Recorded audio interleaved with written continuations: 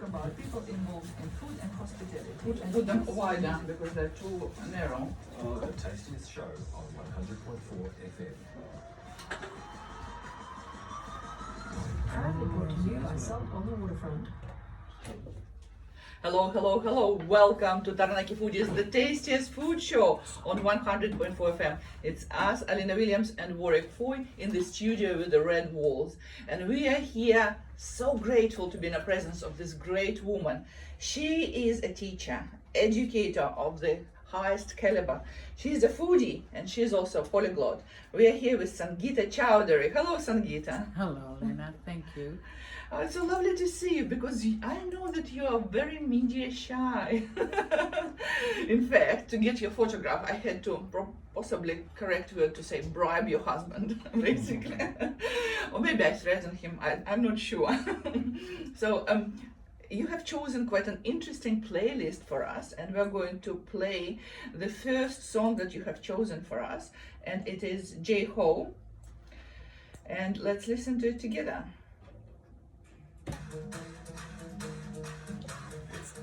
It is a very famous song, isn't it? This is from one of the serials, Like a movie. Bollywood movie. Yeah, it was that famous movie that went viral all over.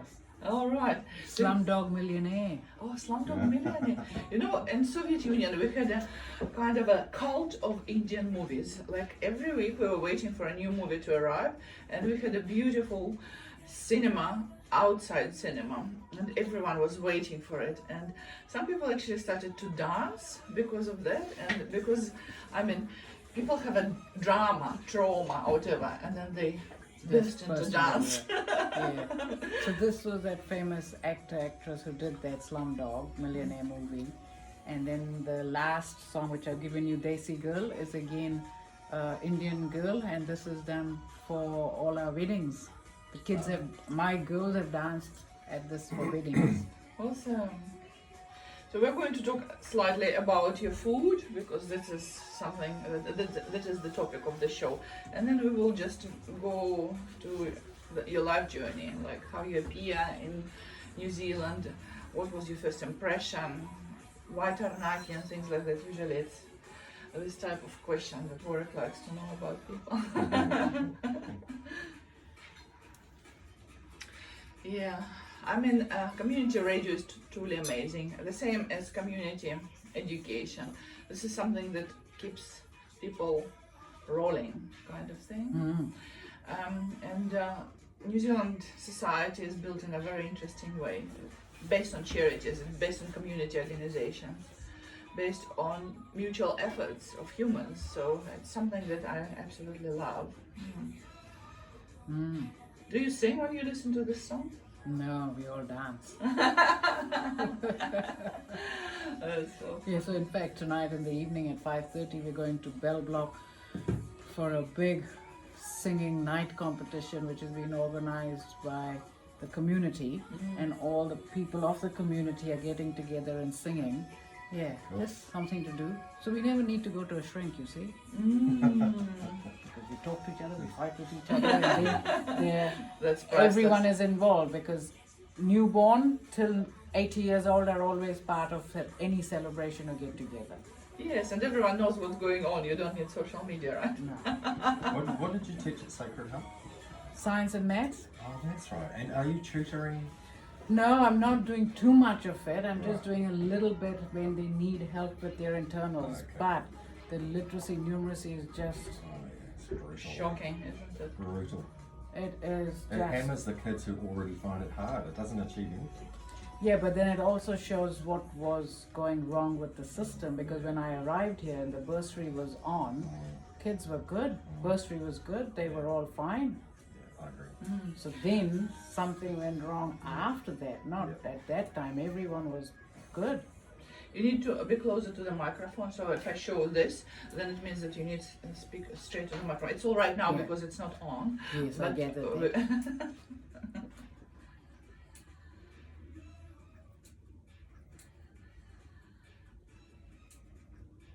It's very dancey. Or a ripper. Welcome back to Taranaki Foodies on the Most FM, proudly sponsored by Salt Restaurant of Millennium Hotels. We're here up for a treat. We are with an amazing woman, Sangeeta Chaudhari. She's an educator, she's a foodie, she's a polyglot. And it took me so much efforts to actually get her in the studio. I know Arun Chaudhari, who is the CEO of Taranaki Chamber of Commerce, and he's just like a very, very switched on man, very, very busy. And when I asked him to make sure that his wife comes to the studio, and he said, I'm not boss of her. You have to ask her directly. So, Chaudhary, the surname means honorary, is that correct? Yeah, it also means head of a community or a Like a leader. Leader, yeah, that's what it Which is. suits because you both are. I Yeah, don't know about that, but yeah, it's all good. Is Arun listening? I hope so. Well, he's an icon. You're also an icon. I just enjoy my work, that's about it. Yes. So I came here 30 years ago, and you were one of the first people that I met in this town. And that was at a cooking class when we used to have night classes. And you were one of the most influential people on my cooking because I loved cooking, but I wasn't very good back then. And you helped me to learn how to cook Indian food, which to Wow. this day I still love to do. Thank you. So we are both fellow foodies, and both you and I, we have these classes with community education, Taranaki community education, and your classes have been long established for probably much more time than this community education organization existed. Tell us about how it all developed as a community cooking classes, how it was part of the school evening classes, what it is now, and why do you still do it? So these classes started with adult community education, which used to be run by the Ministry of Education. So that was for people's well-being and, you know, mixing up, going out in the night, or it was around 7ish or 6 they would start, so you wouldn't have anything during the morning times or on the weekends in the at lunchtime you could. So it started off with that, where people would want me to show them how to cook this recipe because they enjoyed a dish. And at Sacred Hearts, the teachers all got together, got a group together, and I started teaching them. And Elaine Campion, the librarian at that time, was very kind, and she wrote down all the recipes for me because I hadn't done this as a commercial venture. I would just cook and people would watch and see, and yeah, that was the way. But then she did that, and I still use her recipes to date because that's her legacy she's left behind for me. And you could get hundreds of recipes online, and you know, you can follow them, and that's easy. But these are the recipes I do how I have learned watching my mom cook, and so how we do it at home. Yeah, and that's how people used to learn cooking. Cooking. No one went to classes or paid money or hired a special person. You just watched others doing and good small tasks. Sometimes they ask you to peel potato or something like that, and then that's how the interest appears. Yeah. So your specialty is Indian cuisine, Yes. right? And I remember we went to this ethnic business forum with Arun in Auckland, and we were in a taxi with a driver, and Arun started to talk to him in Urdu, and I was like, wow, this is so cool because well, first of all, in India there are many languages, but Urdu is known for the north part of the subcontinent. Stop. How did you know it was Urdu? Because I asked him what was this, and I thought you were also polyglot. no, well, I know a few words, but I mean, I can't really converse in it, and I've heard that it's not Hindi, although there are similarities. So I asked him how did he know this language, and he said that he knows many languages, and then the taxi stopped, so I didn't hear the story. So I am asking you now, how many languages you speak, and why did you know so many? So our Indian education system makes sure that we know English, because we're in an English medium school. So you have to do English grammar, English writing comprehension and all that, but you also then have to learn Shakespeare as part of that. Still today? Some schools, yes, they do have that because it gives them that good depth and knowledge and appreciation of the language. And then we've got to do the state language, which is Maharashtra, so Marathi. We've got then that can go down to Gujarati, which is kind of similar. And then we have to know the national language, which is Hindi. And you also have to study a foreign language, which can be French, Spanish, or Chinese when I was studying at that time. So I've done 5 years of French as well. So yeah, and Do you have time to do any other subjects? we did our math, science, normal, English, everything, and social studies, all that went together, and you had to do all these languages, which was part of the language curriculum, which was awesome, yeah. Was there, and I'm not going to ask you your age, obviously, but was there still an impact and a legacy of the British Empire post 1948 in the education system? Oh, it's there till today because everything is in English. Right. So if you still have, and I think that's the best thing that has happened to us is because postal, roads, education, all that came, and Right. the importance given to English has got us that far. It's interesting how Gandhi inspired the nation to reject the British, but he kept the best parts of Britain. Yeah, Tea, cricket. yeah, it's called survival of the fittest. Yeah. So that's what we did. Yeah, Darwin, yeah. yeah. So when I came to New Zealand as a foreigner, first thing that I couldn't understand is how systems work. And one of the systems is educational system. It took me a long time to understand what the role of the parent, of the teacher, of the government, and so many other things. So my mom was an educator back in Soviet Union, quite an acknowledged educator. So she always told me that there are two systems where the main knowledge is given by parents and school that just fills the gap, something that parents can't give. And there are others where the main focus of education is through the government organizations, where they give, and parents just fill the gaps.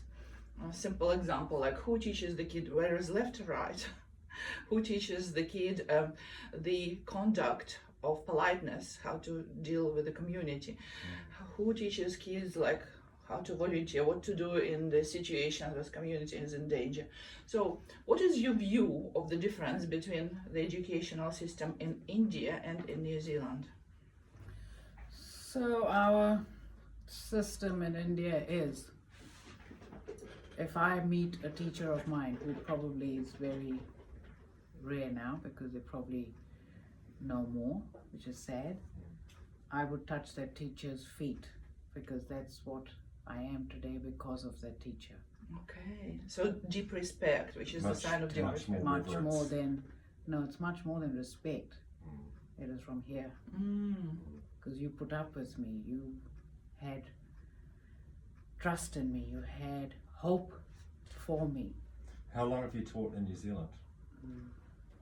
28, 29. Yeah, I'm about the same, and I remember there was a time if you had an issue with a child, you would address that and discipline them, so to speak, post the cane era. I think that was the late 70s, and then the parents would come into school and support you.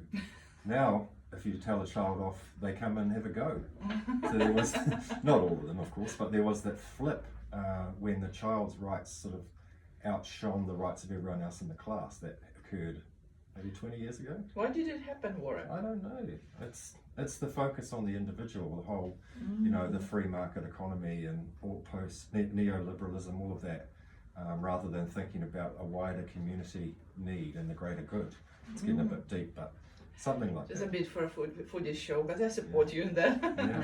So, Sangeeta, you mentioned a very interesting phenomenon, like in India, and not only in India, but some other countries, touching the body of the person who is not you is a very ritualistic and sometimes very personal experience. Touching feet. Touching feet. So, if you touch your arm and things like it doesn't mean anything. No. So, So we don't hug, we don't do all that.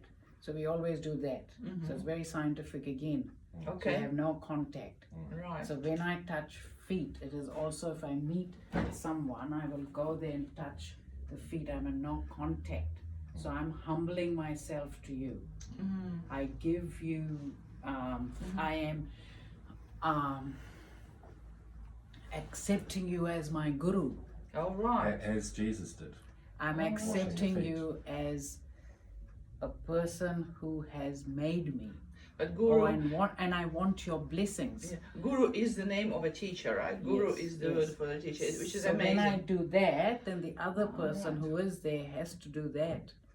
Ah. So guru has been Overused word. bastardized in New Zealand English. Yeah. It actually is a very serious and important position in society, but we treat it as a joke word for someone who's good at something. Which is a shame. Yeah, but I mean, this is a penetration of different cultures. Sometimes we say we take something from another culture and make it our own, add some meanings, add some connotations to it, and add the different social construct around it, which is not a bad thing. At least, I mean, we all can greet each other, namaste. And to one of your events, I wore the sari, and I was so nervous before that because I thought I abuse every Indian that I know. But a lot of people told me, don't worry, you wear it with a grace, and that's what it matters, Yeah. right? Yeah, so it's not just that I don't touch it, the teacher or anything. So, I mean, teacher or anybody. I also will do that if someone is elderly, older, to get their blessings. So you don't just, Don't do physical content No, you unless don't. you have to. I'm not going to go and do it to a younger person. Okay. So it'll be to an older person because I want your blessings. I've got I don't know what the word is, the man suit, the shirt, the cool light shirt and the matching pants. Oh, yes. What is that called? So that's your pajama kurta. So the pajama is down and the kurta is top. Yeah. Yeah. So I wore that to a couple of things, and I was also worrying about offending. People think I'm taking the mick out of the Indian culture, but I wasn't. But they quite relaxed about it. No, because as long as you are respectful, that's all that matters.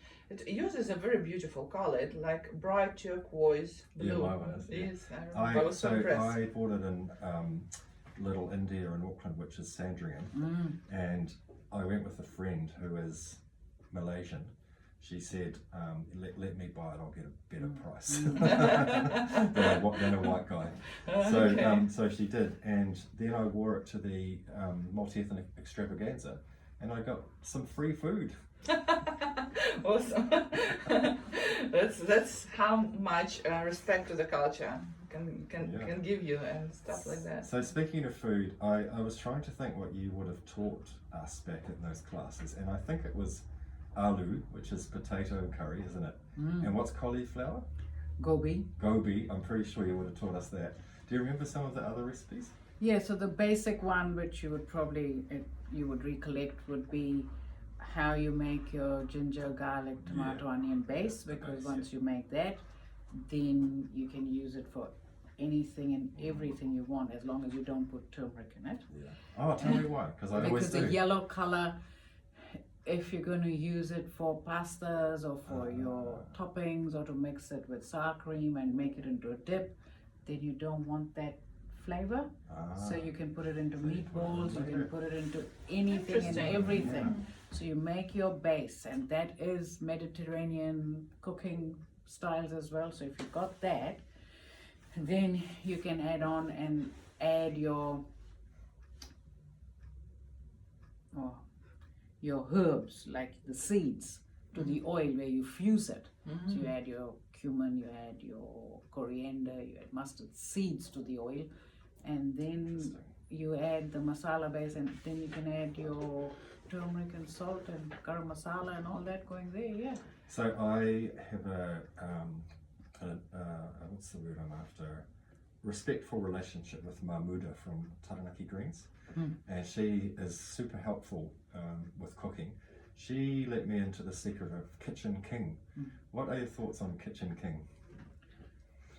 So sorry, I'm not too. It's the sort of magic secret masala that all the chefs use. Oh, the one at Taranaki Fresh. Yeah, Taranaki Fresh, yeah. Oh, yes, Maimona. Yes, now I get it.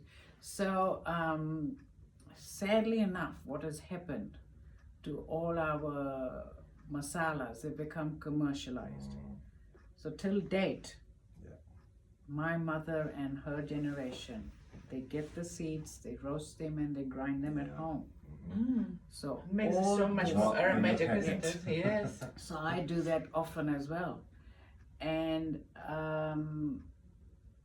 so then as the whole cooking concept and the taste and the palates were changed and the need for it to become commercialized was seen, so they started making these and putting into packets and selling them. So Kitchen King is another brand name. So you could have Kitchen King, you could have Haldirams, you could have oh my god, there's so many, Fabster, you could have Shan, which is from another place here, which is very popular again. You could have Everest, you could have Many. There's so many. Do you still do your masala at home? If I can, I still try and at least do the coriander and the cumin. So can it be stored? Yes, so you can, but it's better that you do a little bit and use it up. But if you do want to store it, put it into plastic bags, the Ziplocs, and seal them and put them in the fridge, and you're all good. So this is the invention of curry powder, which is not a thing. No. It's a British invention, No. isn't it? So the word curry is not Yeah. Indian. It comes from the word curry. Yeah. So which is an Indian dish which is made when the curd or the yogurt sours, and then you can cook that by fusing the oil and adding turmeric, and you cook that with chickpea flour. Yeah. So wonder that how is many curry. people know. So when curry could not be pronounced, so it became curry. And Everything yellow was curry because curry was because of the chickpea flour. Yeah, interesting. And most So of everything the, yellow is curry, but it's not. Yeah, it's not. Most of the famous curries were invented in Birmingham, right? The British Indian Yes. curries. Yes. That's where I tried my first curry. The Baltis. Mm. Have you been to Birmingham? Yes. It's just- have. I went there. many months there. There's this one street, I can't remember what it's called, but it's famous. It's got many Balti houses, and it's just amazing. It was a cultural shock because it was aromatic, spicy, so many beautiful things about it. But the second shock came when I realized that every place, every hostess does it differently. In the sense that your racial proportions may be a bit different, your spice levels may be different. Now, I do not use spice because there's no need to add any chili powder unless the group is all right with it. You just ginger, garlic, and all the other spice which comes from the other herbs or the seeds is enough. In an average Indian restaurant, they make their base like once a week, make a huge tub of it, or how would they do It's that? all gone commercialized. Really? Nothing has been It's all made. in It's a all pot. commercialized. They- You can they even just buy it? Yeah, you can Oh buy my it, and goodness. even all the New Zealand brands have them as well. So you you just just buy you just buy the base paste. big 5 liters or 2 kilo boxes. It's all That's kinda available sad, now. isn't it? It is, and then it serves them as well. But But it's what not easy to do it on the way we start from scratch. Yeah, But then yeah. what they are doing with that is they are adding a little bit more ginger, garlic to it, or whatever Tweak. they have to, and onion to it as well, to give it that freshness. Because if you can get the crunchiness of the onion and all that, then you know, oh, is it fresh? Oh gosh, I'm salivating So- right now. There is a curry that I don't know if it's on any menus in New Plymouth. It's called a chari, and it's the one with the mustard oil. Yeah, I love and mustard oil and the onion seeds, Yes. which give it the achar flavor. So achar is pickle. Yes, pickle. That's right. Yes. So achar is pickle, and then those are the black seeds, with mustard seeds are brown and black. So you can use all of them, but the chari comes from the onion seeds. So a chari chicken is one of my favourite curries, and I don't think you can get it in New Plymouth. Yeah. Well, I would like to shout out for two of our sponsors. One is a Mint Leaf. It's an amazing biryani, I reckon is the best in town. And the second one is our amazing Arranged Marriage. It has been a sponsor for a long time. And Warwick is a big fan. So in fact, every time I said, Warwick, we need to go for a lunch, he always chooses the Arranged Marriage. Now I'll tell you, Mint Leaf, they do two curries that are exceptional. Well, all their curries are exceptional, but two of my favourites is the egg curry, which no one else does, I don't think, Okay. around here. And also dal palak, so dal with spinach. It sounds simple, and it probably is, but it's delicious. Love that. Yeah, spinach curry is not that easy to do because if you overdo it, it just loses the color. So spinach curry is probably one of my favorite ones, and whoever adds the fresh ginger to it is the winner for me. Yeah, now I don't want to be mean, but I use the test curry for me as palak paneer, and it should not be brown. Yes, should You be gotta green. order it from everywhere. I won't say the names, but there are some brown ones and there's some bright green ones, and it should be bright green. Yes, gosh, we need to go to No, it should for be, lunch It should soon. be the silver beet or the spinach color. Yeah, And because it's got iron in it, so it has to have that dark green color, yeah, and exactly. that's how it has to be. It can't be that green. No, Otherwise, it's oxidized and it wouldn't Yeah, digest. that well. means something is not. and when it's brown, it doesn't taste good either. It doesn't taste bad. It just doesn't No, have no. the taste. Freshness, yes, Yeah. the greenness, freshness. I think it's a good time to listen to the second song, and I'll allow Warwick to say the name Oh, of the thanks. song. I'm going to allow Sangeeta to say. it. Oh, Yeah. yeah. So the second song is from the movie Swades, which means my country, and this is a song which says your ties with your country are never broken. Beautiful. Believe it or not, but we've been speaking for 30 minutes already. It felt like we recently came. So what we can do, we can just continue doing this because I think that we're having an amazing time. And I'm very happy and relaxed. but if you worry about your car, No, that's all I'm saying is will they Get a pick me ticket. up, because it's you know, when you come out of Flame, then you go around to that New Zealand safety thing, so I can just bring it from there here. I Should don't be mind. fine. It should be fine Yeah. there. I reckon. if you, for example, if you get a ticket, I promise to pay for it. No, How no, about that's that? not that. Olena, that's not the thing. The thing is to do it The right thing. But on a Saturday, I'm just wondering, is someone gonna really go there and do anything at Not this sure, time? but let's Because they let's see. finish at 5 anyway. Yes, They that's- can't not, you know, they can't do anything. Do you pay out here? Yes, I pay every time because I never do. this is my nature. Like if I do something, Yes. I'll be discovered. I tried it I many just times. forget. Other people get away with lots of stuff, but Yeah, I get I'm- onto the yes. surface all the time. And I went and I came here and there was no park. Yeah. So I said, and when you want to park, there's no. And when I went around and I went through Flame, because that was the next turning, and I walked and I came here, there were 2 car parks. Ah, Yeah. So Always sometimes the way. coming early is not a good thing. No, a little bit late. No, it was just that timing, and probably if Yeah. I'd come 10 minutes later, it would be there, and you know, so I said, doesn't matter. It's okay. Let's go. It's all How, right. how's Arun? Is he good? Oh yeah, we're all good. He's really busy. Busy, all of us busy, Yeah. but all good. Is there something you would like to discuss? Maybe some events at your school, or would you like to shout out for your next Indian class for community education? Because it's a No, really in good fact, the ones with Taranaki community haven't been going for long. time. They were all from ACE. Oh. And these Taranaki things just started much, much later. Never, and I've only had few. But with ACE, which was through the ministry, it was every Tuesday and Friday, which was fantastic. And it went on through the ministry, and it was so easy. Where do you hold them? It was all at at Sacred Heart in their kitchen, and they were so happy for the community to come there and Is it do. stopped already now? But then ACE stopped. Oh yeah. So then the ministry said it has to be this, it has to be this.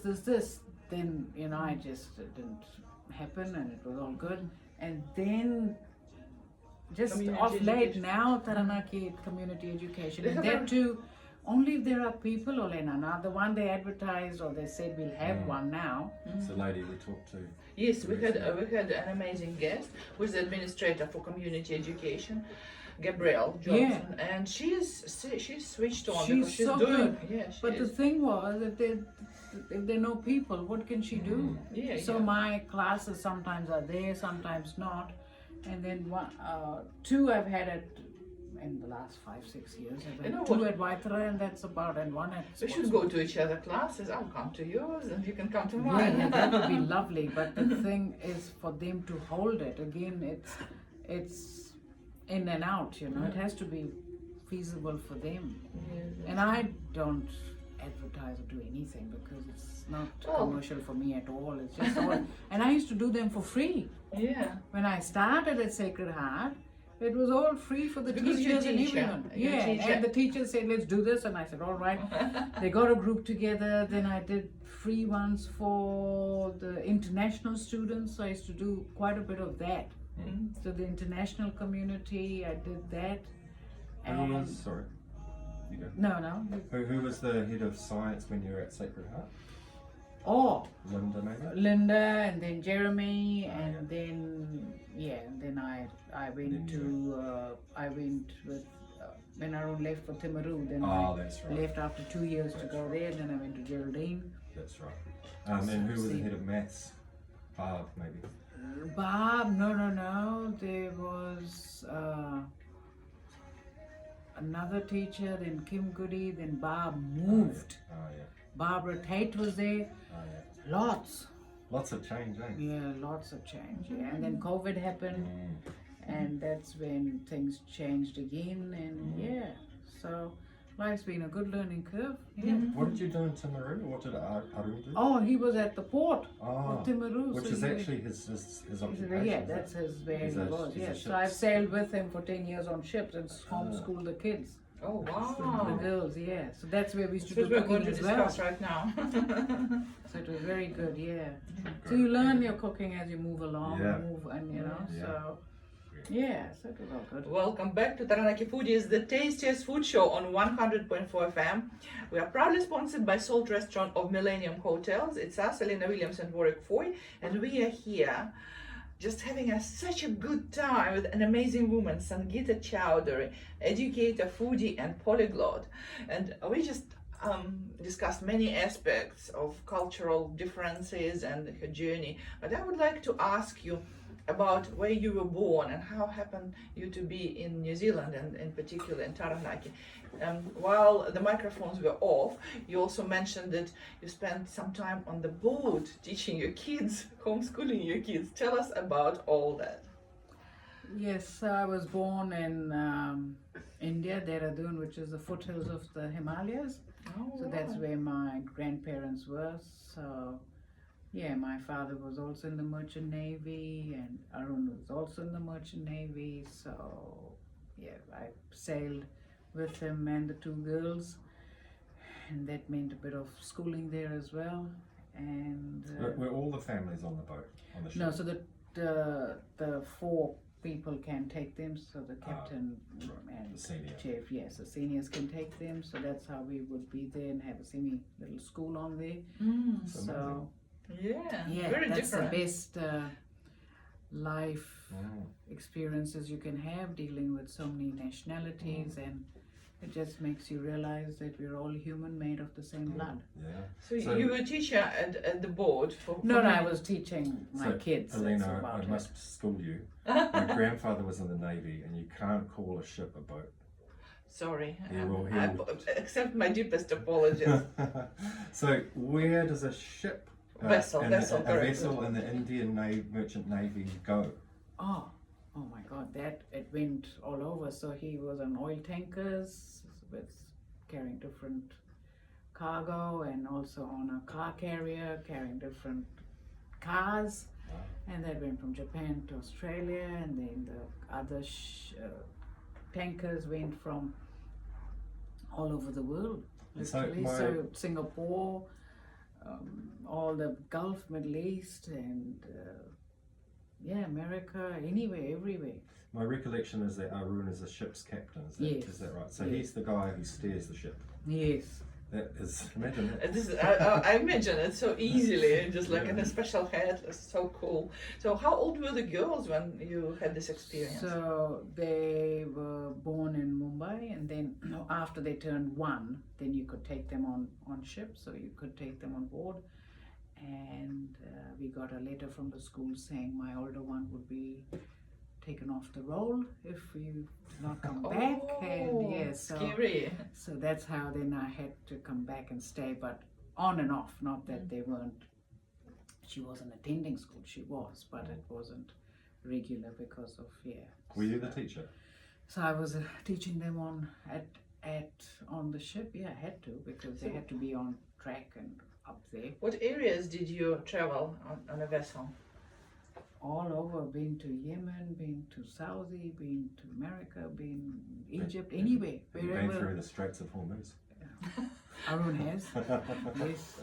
Very all of appropriate that, question and for it. Hodeida, and those were ports, and then your big ports were, of course, your home ports. Often was Singapore and Malaysia and all that, and there was a lot of ship, where the repair and dry docks had to be done, so that was awesome. So I know Singapore back of my hand as such, and no problem. Even we've been to Venice, anywhere, Australia, and Arun came to New Zealand, I did not. He came, and so there's a very big shipping fraternity in New Zealand, so you can be in any part of the world and they'll just Because fly we're you. so far flung, we trade both our exports because we need to earn money and we need to bring everything in here, as we've learned with these petrol prices, right? Absolutely.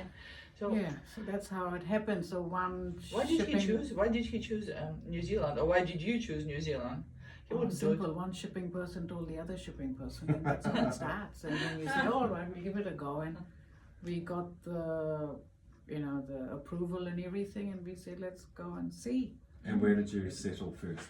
So we came to Auckland, and we started off over there, and then slow and steady.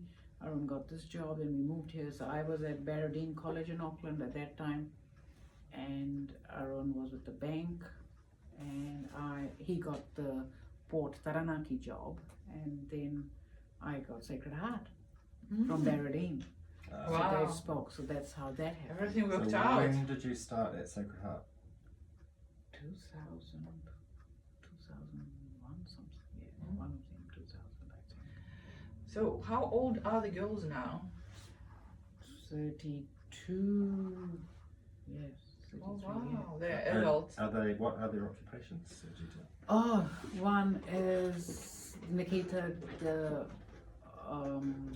older one, is a lawyer and psychology. She's done a major in that. And she and her husband are right now in Denmark, so she works as a strategic transformationist. I don't know what it is, at Pandora and doing strategy and transformation. And she's at Pandora doing really well in Denmark, enjoying that. The younger one is in Bath, was in London. She's a chemical process engineer, did that, and So do you have to travel over there all the time to visit them? No, not really, because Mumbai is midpoint, so it's really easy. Meet That's in clever. Mumbai. Yeah, so meet they in meet Mumbai. the family there, meet everyone. It's quite all right, but we do catch up as much as possible. Are there direct flights to India from New Zealand? No, You've got to go through Singapore or KL. KL or Middle East, which is Wow, Right. This is so interesting. This has been really interesting. We've been talking to Sangeeta Chaudhari, who is a teacher, a foodie, and a polyglot, which if you don't know what that means, it means she speaks a lot of languages. And I think we should wrap up, Alina, because we have moments of happiness approaching at Absolutely. 4:50, and Sangeeta is worried about her car park. Sangeeta, Sangeeta, sorry. Thank you so much for coming. It's such a pleasure to see you at Taranaki Foodies on the Most FM. Please share pictures of your food or maybe your classes at our Facebook group, Taranaki Foodies, and you'll find the recording of the show on YouTube channel called Taranaki Foodies and also Instagram called Taranaki Foodies. Thank you again and hope to see more of you. Thank you for having me. It's been a pleasure. Yes. And you've very chosen nice. this song as well. It's called Desi Girl, and Yes. it's from Dostana. Dostana. Yeah. What does that mean? So Desi means Indian and Dostana means friendship. So Dost means friend, Dostana means friendship, and Desi means Indian. So you figure it out why the girls danced on it and they had all that dancing. For all the weddings, they love this song. Thanks for an interesting interview, and catch us at 4:50 for Moments of Happiness. Thank you. Thank you. Good night.